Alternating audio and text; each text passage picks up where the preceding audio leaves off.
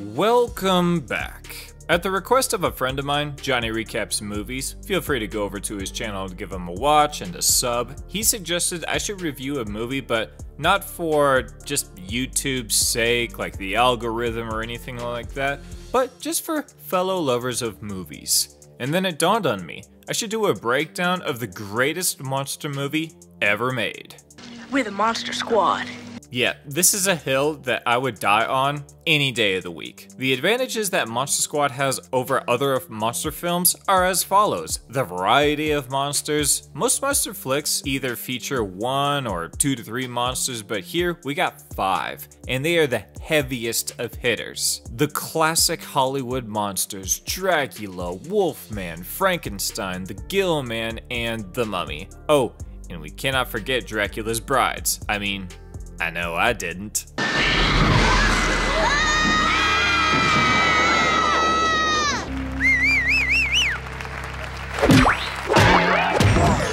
I'm gonna do a deep dive into why this is the greatest monster flick of all time, and it ain't just because of the monsters. I'm also just gonna recap the whole thing with some commentary, but let's not get too hasty here. I'm already getting too excited. Let it begin.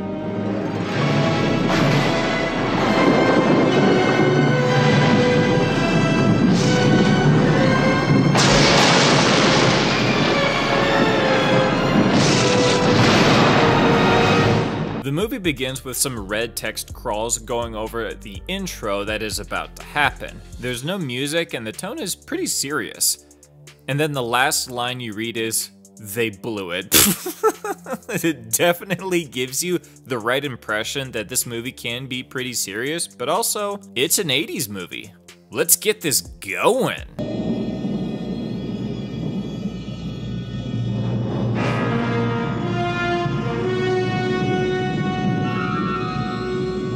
Okay, I already gotta stop it right here. This intro score slaps super hard. When did this stop being a thing? Or better, why isn't this a thing for every horror movie ever? What's your favorite horror movie intro along with the music or the score or whatever the movie snobs wanna call it? Here's some great ones. Ernest Scared Stupid, Dead Silence, the Nightmare on Elm Street remake, Step Monster, the Insidious movies had some great intros, though I can only remember the first one and The Red Door.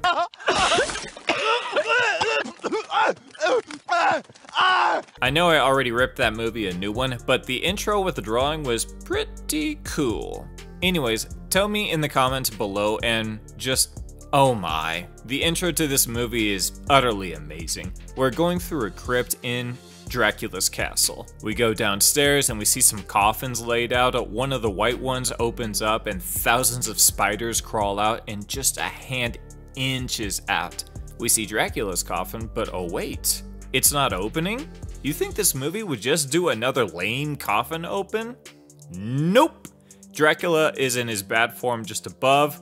Love that, by the way. And we see him transform from a bat into one of the best looking Draculas put to film. A lot of people have pulled off a solid Dracula look, and he is probably the only one that did it great with brown hair, instead of the traditional black. You see him transform a little, and his clothes just magically appear on his body, and there's a nice little second reminder of that later on, and I'll get to that in a bit, but his transformation is magic based, and I'm all for my Draculas having special powers. Moving on, we see Van Helsing and some villagers blow their way through Dracula's castle gate, and one of Drac's brides is eating a possum and hisses at the intruders and then just gets staked by Van Helsing, like a useless hag. But it's okay, Dracula can get another hotter bride that's actually a killer.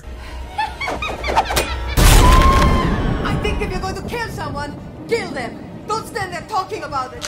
Okay, that may be a bad example. Van Helsing calls forth a young girl to read a spell that will open a portal to suck all the evil into limbo for forever. She reads the passage and this poor girl gets sucked in, zombies come out of the ground, the place shakes and quakes, and I love this movie.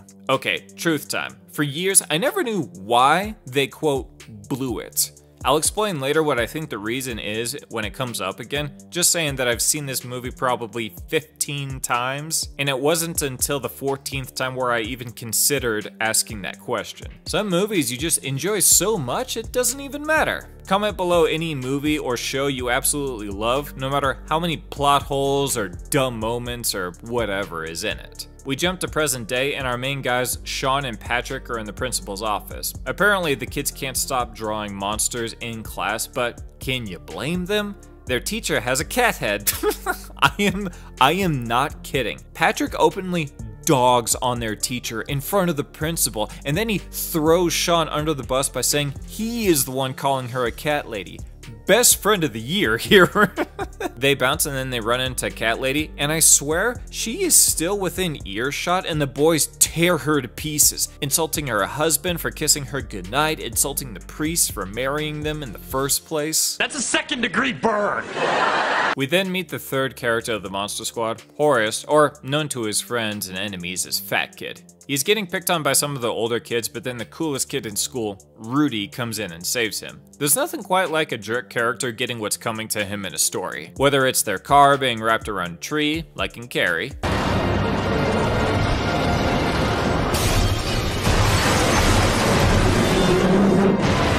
or in this case, a bully stomping on a kid's candy bar and then the bully gets forced to eat it. And Rudy does all of this while smoking a cigarette in front of a, middle school? Oh, the 80s were quite a time. We jump to a minor scene where Sean and Patrick are having a classic young kid annoying argument over whether or not Wolfman could drive a car, and the only argument Patrick has is that he wears pants. Solid argument there, kid. Sean responds that he had to wear pants because those movies were made in the 40s. It was so you couldn't see his wolf dork.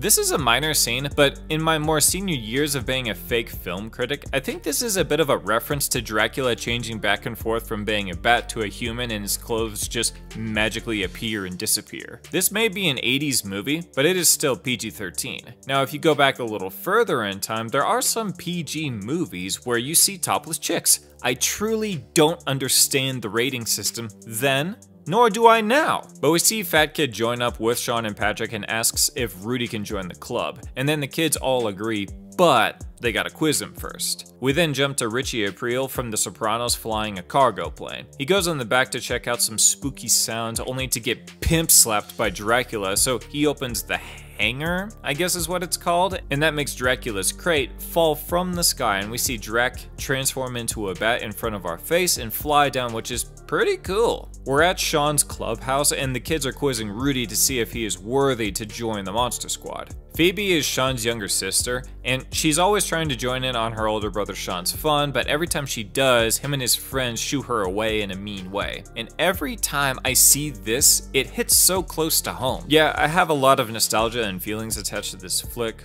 I should give my sis a visit.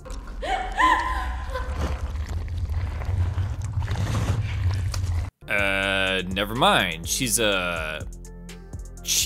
busy.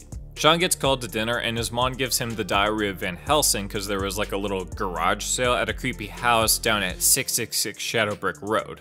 I have a sneaky suspicion that we're gonna be mentioning that place a few times. Do you think so? The diary is German, so it's useless to Sean now, but we obviously know that it's important stuff. Sean's dad and mom are planning on going to a marriage counselor, but he gets called into work at the last minute because some guy is screaming about being a werewolf at the police station and a mummy from the museum is missing.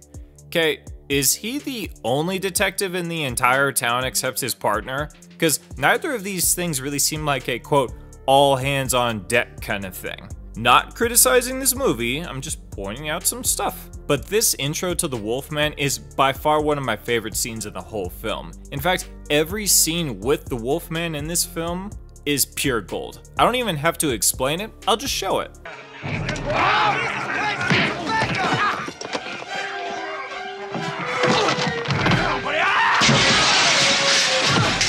Oh, and then this follow-up scene, perfection.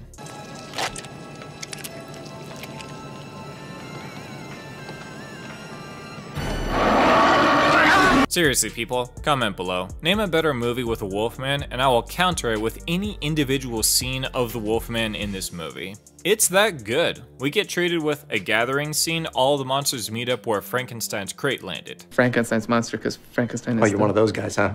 No, I'm just... the doctor's name is Frankenstein. I know. It's just an annoying thing to point out. Dracula seems to tame the Wolfman with his special cane. The mummy just staggers in because he's pretty much the weakest link here. Drac then uses his cane to summon the Gillman, and he just shoulder lifts Frank's crate and throws it like 10 feet. The dude definitely lifts. Drac rips the crate lid open. He then grabs little clamps from his cane and sticks it to Frankenstein's bolts, and then his cane extends to catch some lightning to wake Frank up. What a neat cane. It's kind of a shame he doesn't use it anymore throughout the film. Alright, we got a team of monsters, let's go butcher some kitties.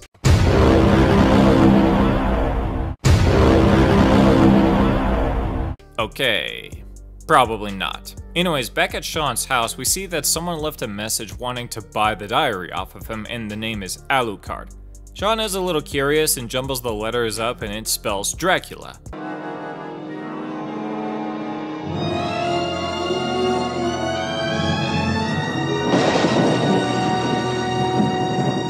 Wait a second. How did Drac get their phone number? And if he has their number, he must know where they live. Why doesn't he just go there and take it? Oh, nope. I ain't criticizing this movie. We then see Eugene, the youngest member of the club, have a scene where we get to see the mummy sleeping in his closet, and then he just slips out in the middle of the night. Why was he just sleeping there? And why doesn't he kill the family? Sorry. Nope. Not criticizing, let's just move on. Sean calls a meeting and officially gives the club a name, the Monster Squad. He breaks down everything he knows, Guy screams that he's a werewolf, gets gunned down, but then the body goes missing during the transportation and the driver was dead. A mummy is missing from the museum and Dracula may also be here. The team comes together and decides to actually do something about the monsters coming. First things first, they gotta get the diary translated, so scary German guy it is. Just the classic loner guy on the street that all the kids fear. We all had that one, and this is just another example of how easy this movie sneaks in with the nostalgia. So the kids make their plan, and Drac makes his plan by sending Frank out during the day to kill the kids and take Van Helsing's diary. The kids get lucky, and scary German guy is actually really friendly. The lesson here is to just blindly trust the weird loner in the neighborhood. What could go wrong?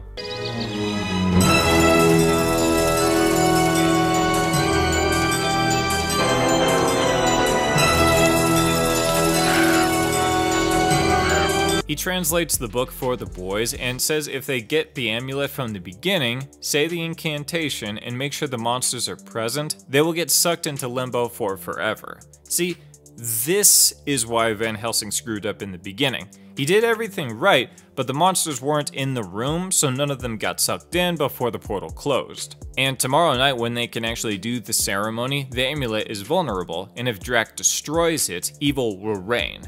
Okay. I gotta pause the movie for a second, give it a little praise about the writing. I think the reason this movie takes place in America and not in Europe isn't for the obvious reason. After Van Helsing's band failed to rid the world of monsters, they grabbed the amulet and took it as far away as possible, as fast as possible, to the New World, North America. Drac has been looking for the amulet for the past 100 years, and when he was able to actually track down the location, he got Frank sent over and he went with him personally to make sure it happened without a hitch. He then summoned the mummy, got a guy either bit by another werewolf or cursed him with lycanthropy, and maybe the Gill Man has been there as long as Dracula has been. I'll give the movie the benefit of the doubt that Dracula just found out exactly where the book is, so he did a bum rush on getting some reinforcements and making his 3 new brides. We'll get to them later, and this all explains him being in the US for a while. Him constantly searching explains how he knows how to use a phone, has access to a bunch of dynamite, has a haunted car, everything. Anyways, back to the movie.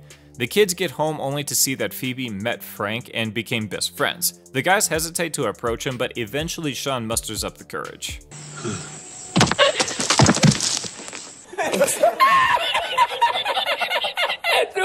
I love it. I also gotta give more praise to the practical effects team. This Frankenstein is one of the best looking Franks out there, and here is one of the worst. I wretched undead! I shall have my revenge! Man, that movie was a misfire. So the kids and Frank bond a bit and even show him a mask of himself. This is subtle, but I actually really like this. Feel free to give me plenty of examples of me being wrong, but it seems like plenty of monster legends don't actually exist in most movies or TV show universes. Like, when the humans encounter these beasts, it's for the first time, even regardless of the time period the show or the movie takes place in. Like, a big example is The Walking Dead. They never say the word zombie, like the word or concept has never existed in the show's universe. I know that's just one example, but that show has like 10 seasons and 4 spin-offs, but apparently we just need more of that and not a season 4 of Hannibal. That night, Drac finds the exact location of the amulet. The next morning, all the boys are hard at work. Since Rudy is in junior high, he is able to get more of the essential things. Sean gets his mom's silver utensils so that Rudy can melt them down and turn them into bullets. Junior high in the 80s was something else. He also gets some sharpened stakes, a bow. Meanwhile, Eugene writes a letter to the army for help, and Sean and Patrick, make business cards?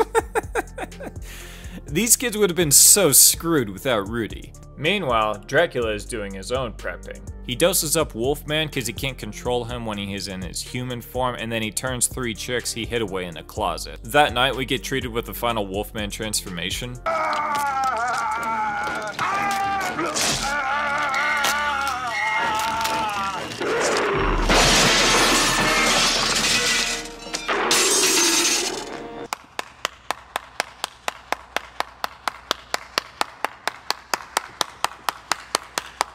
Part of the reason why I think transformations like this are better than the ones in movies like American Werewolf in London or The Howling is because in the Monster Squad, they're nice and short. But in those movies, they take forever. Especially in The Howling, where a guy transforms in front of a chick and it takes literal minutes, and some dumb bimbo just stands there while it's all happening. Anyways, the team splits up. Rudy and Patrick try to convince Patrick's sister, who takes German, to help them read the diary and to also find out, you know. Been dorked. Hollywood peaked with this movie. Sean, Fat Kid, Eugene, and Frank go to Shadowbrick Road to get the amulet. While there, Dracula is also about to blow out a wall with some dynamite to get the amulet himself. When it blows, the walls, the floor, and the roof above shake, and some of the house falls on Frank and he gets knocked out. Sean has a leader moment and gets Fat Kid and Eugene to stop panicking and focus on the mission. Wolfman comes out of nowhere and we get the most iconic moment in this movie, and it's probably on a list of 100 moments most quoted from movies. Wolfman's got nards. They book it down the hallway only to get sandwiched between Dracula, his newly turned brides, and the Wolfman. Sean gets desperate and tries out something he read in the Hardy Boys.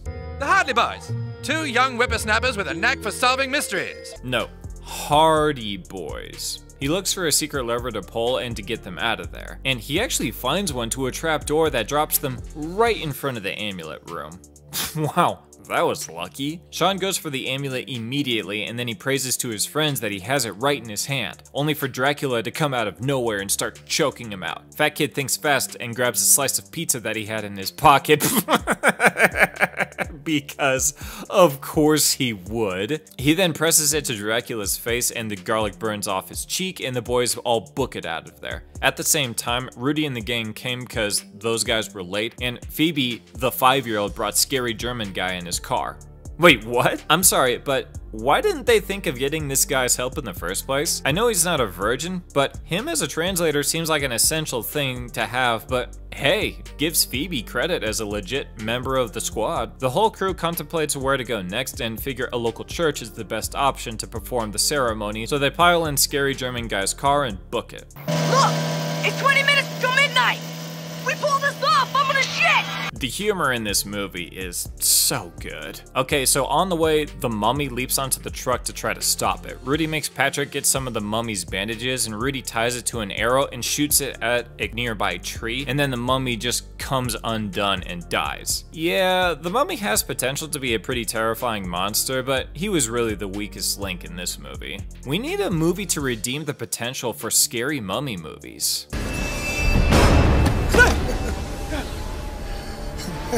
Wow, that was intense.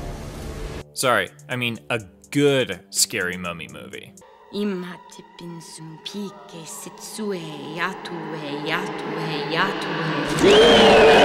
Don't get me wrong, I love that movie, but I really do hope we get at least one more great scary mummy movie. We jump back to the cop side of the story. The dad and his partner are speeding like mad demons down the road, and then the dad spots Dracula's car. Don't know how he could recognize a car that he hasn't personally seen and it's driving towards him, but the dad gets the brilliant idea to just drive straight into it. And they go through it like it's a ghost car.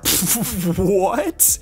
That was lucky. I don't really need an explanation for cool things, but how could he have possibly known that that wasn't going to instantly kill him and his partner? So Dracula is going to Sean's house and he grabs some dynamite out of his car and blows up Sean's treehouse. Little overkill, but hey, if you got dynamite to spare, why not? And not to poke fun, but this is a pretty petty thing to do.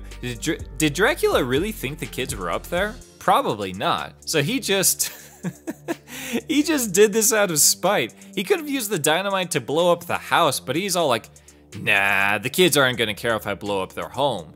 The tree house, however. Amazing. So the cops arrive at the house and the dad threatens to kill Dracula, but Drac just smirks at him, lights a stick of dynamite with his mind, and throws it under the car that his partner is still in, blows it up, and kills him. The dad is in shock and decides to just shoot Drac. It does nothing. Dracula then calmly follows up with this. I will have your son.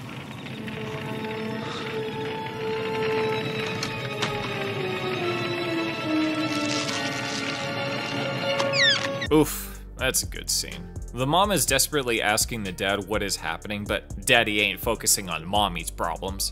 Yeah, not too surprising that they need to see a marriage counselor.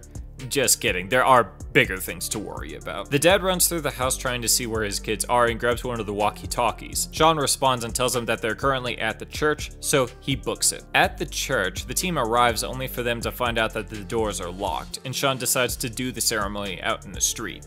We'll just have to do it right here. Like, really religious, Sean. Why don't we just go over and do it in Burger King? The quips in this movie are so good. As they start, Dracula's brides come strolling elegantly down the street. But not on Rudy's watch they are. Come and get it. I don't believe this. We see Rudy kill 2 brides, even though we know that there are 3. Again, just pointing some things out. Dracula flies in bat form, and Sean's dad comes in like Dirty Harry and shoots him while he's driving. Dracula in bat form crashes into a nearby window, and the dad walks up and we see a half-changed Dracula in bat form. It looks a little bit ridiculous, but I'm always down for practical effects. The dad pulls out some dynamite. Okay, where is everyone getting dynamite? Is it easy to get? Maybe he grabs some out of Dracula's hearse, and right as he lights it, Dracula's sidekick, the Wolfman, comes in and messes the dad up. And since Sean is pretty hardcore, he comes in and saves his dad by baseball batting Wolfman in the face, and then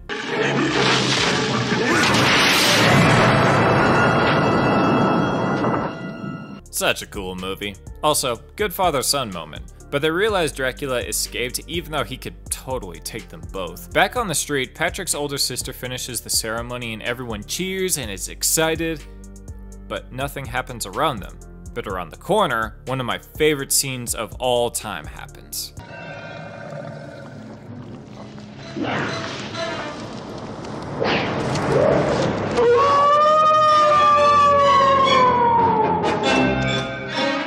I love this scene. I have yet to see anything like this anywhere else. I mean, yeah, there are werewolf movies and shows where the werewolf gets hurt and bloodied and they just walk it off and heal, but it's never to the extreme where it's literally in pieces and then the magic of being a werewolf just pulls all the parts together and then he's back in action.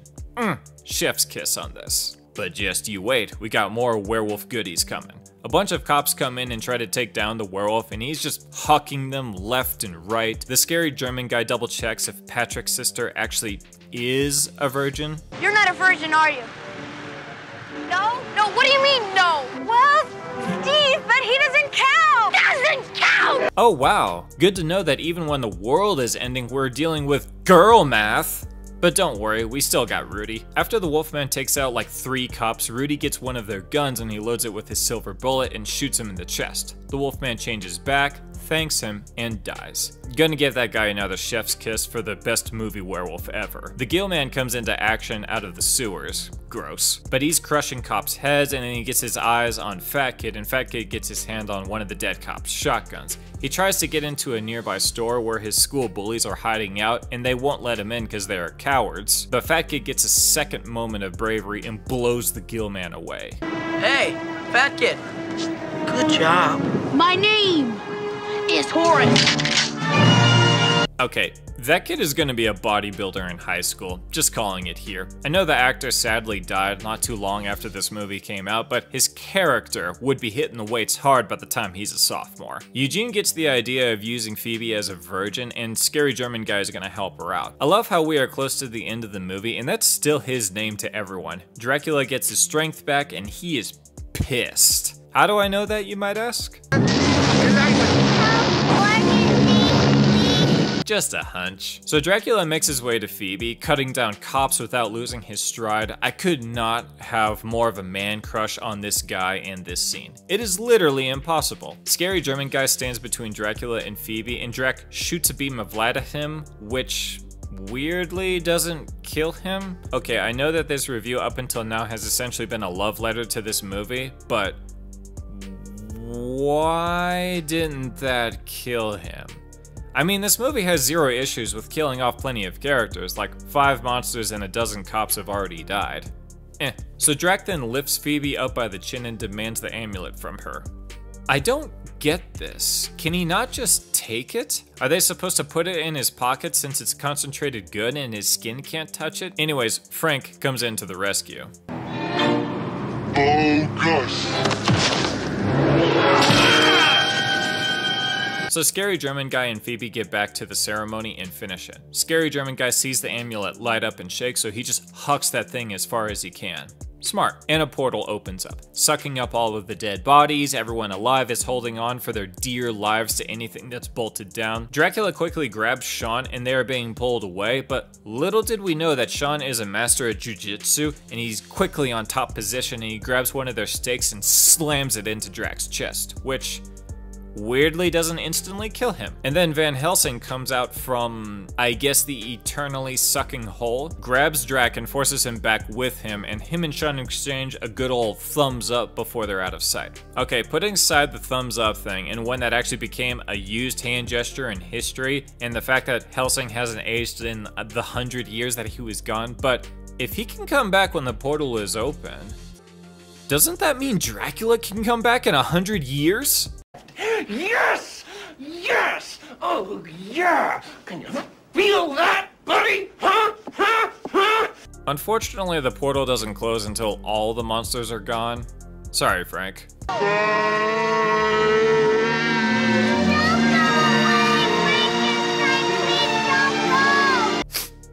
I'm not crying, you're crying. The portal closes up and everyone is relieved and celebrates that there were no casualties. I mean, like 15 cops died, but none of the main characters died, which is all that really matters. Then the National Guard comes in. Okay, this is funny for 2 reasons. Not only do the National Guard show up after everything is already taken care of, but the National Guard seriously responded to an 8-year-old's letter saying that there are monsters, send help. He asks for someone to explain what happened, and the movie gets finished off with this. Who are you?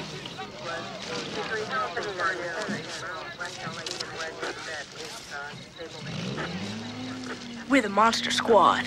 And the credits roll and some weird rap song about the movie plays. I could not be happier that this stopped being a thing. But yeah, that is the Monster Squad. The best monster movie ever made. Is it perfect? No. Is there a bit of nostalgia affecting my opinion of it? Possibly.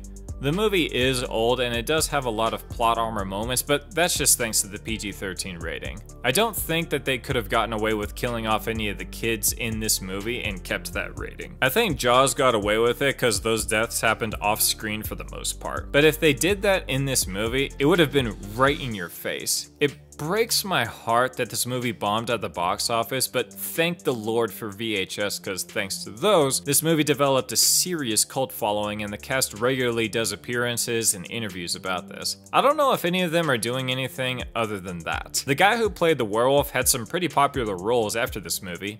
Y'all remember Uncle Rico? How much you want to make a bet I can throw a football over the mountains?